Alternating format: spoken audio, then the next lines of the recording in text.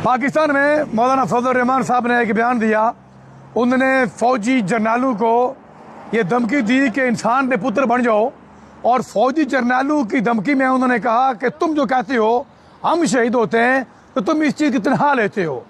Pakistani ISI के जर्नैलों ने अपना कुत्ताखाना डाला और कुत्ता मार जो ब्रिगेड है, यानी फ्री मुफ्त के सिपाही चाय पे भौंकते हैं आईएसआई के लिए। बलोचों को एंटी पाकिस्तान कहते हैं, पठानों को पश्तूनों को एंटी पाकिस्तान, कश्मीरियों को एंटी पाकिस्तान, सिंधु को कहते हैं ये बना रहे हैं सिंधु देश, और जो महाजर हैं उन्हें भी कहते हैं एंटी पाकिस्तान।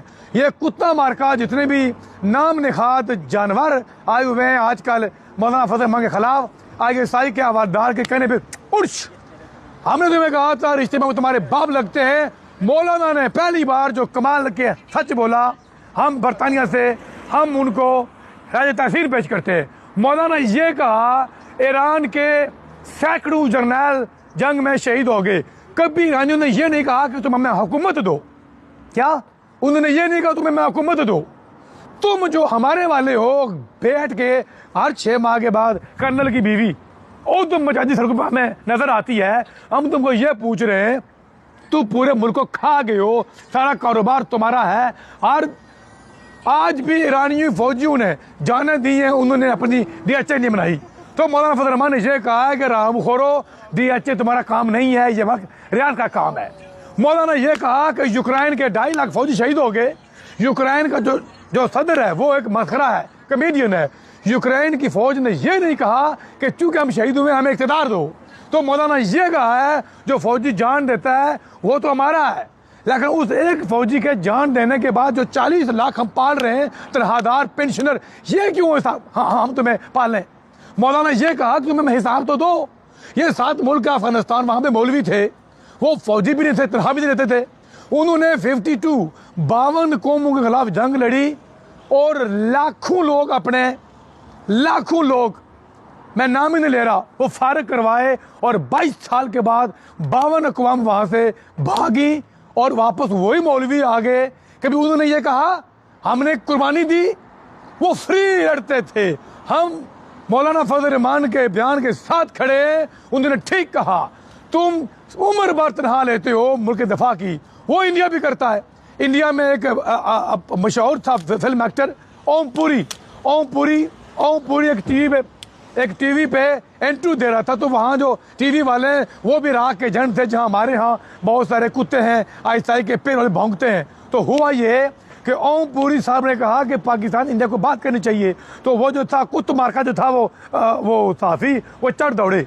उन्होंने वो फौरन एक हवालदार उनको कोई यहाँ बॉर्डर पे मर गया था, उसकी बीवी को लेके आए कि हाँ जी ओम पुरी साहब ये बताइए, ये शर्मा जी की जो बीवी है ये पूछती है कि मेरा खामन बॉर्डर पे शहीद हुआ, आप जवाब दो। तो उसने कहा शहीद हुआ तनख्वाह लेता था। इंडिया के कतूरू ने, राह के जंटू ने ओम पुरी की जिंदगी राह बना दी। क्यों? कि तुमने ये क्यों कहा कि तनख्वाह लेता है? वही रामजादगी तुम्हारे यहाँ भी आ गई है। वो फौजी पूरी दुनिया में तनख्वाह लेता है, हलफ लेता है। स्कूल मास्टर इसलिए नहीं तनख्वाह लेता कि मैं जंग करूंगा।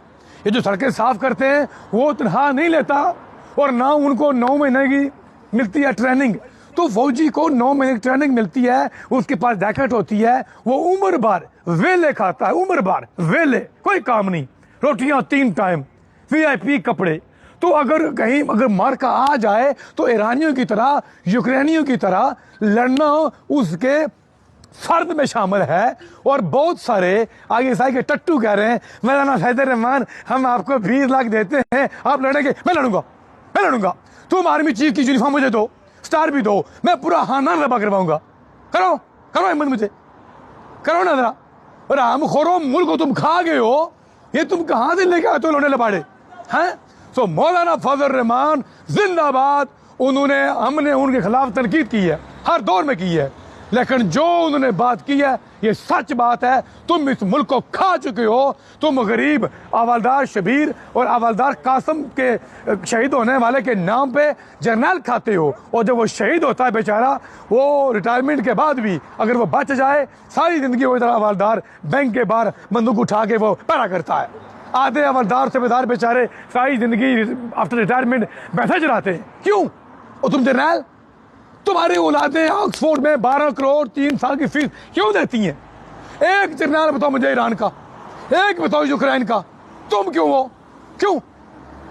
मीर पर एमडीए अदारे का चेयरमैन तुम लगाते हो और राम खोरो तुम्हें हमने कहा लड़ो, तुम यहाँ पे सिविलियन में। अभी कश्मीर में इलेक्शन हो रहा है, लोग गुरु में मैसूर हैं, और तुम्हारा वो कह रहा वो रामी वो जो कर्नल है, वो जो कह रहा पीपी वालों को बेफिक्र हो, जो लोग वोट देना दें, यहाँ से पर्ची देंगे। और यूक्रेन की फौज ईरान की फौज करती है। कभी उन्होंने कहा कौन आएगा वज़ीर आज़म? तुम कौन होते हो? नवाज शरीफ को लेके आने वाले खान को घर भेजो, खान को लेके आने वाले नवाज शरीफ घर भेजो। तुम होते कौन हो? कौन तुम होते हो? और आखिर में ये जो तुम्हारे ना ये लौंडे लबाड़े, ये तौहीन की, चुप, शहदा की तौहीन की, शहदा की तौहीन जर्नल कर रहे हैं। मौलाना ने ठीक कहा, हम बरतानिया से तमाम लोग मौलाना के साथ खड़े हैं। जर्नल वो काम करे जो किया यूक्रेनियन ने, जो किया ईरानियों ने। अगर चाहे राम तोपी करेगा शरीफ फौजी की, जो हम में से है, फौज तो हमारी है, हम फौजी है। फौज कौन है? आसमान से आई है, हम उनके साथ खड़े हैं। फौज और हम एक पेज पे है। तो मौलाना फजल रहमान जिंदाबाद। मौलाना फजल रहमान के खिलाफ बाहर निकलने वाले भाड़े के टट्टू मुर्दाबाद।